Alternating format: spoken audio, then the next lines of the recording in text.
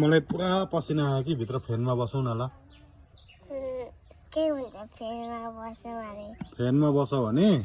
फ्यानमा बस्यो भने पसिना आउँदैन। किन पसिना आउँदैन?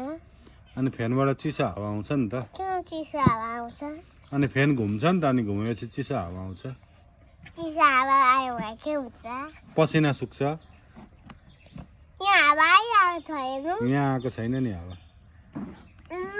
हल्लिरहेछ त। अनि पसिना आयो भने जिउ भिज्छ। जिउ भिज्यो भने के हुन्छ? जिउ भिज्यो भने चिसो लाग्छ। चिसो लाग्यो भने के हुन्छ?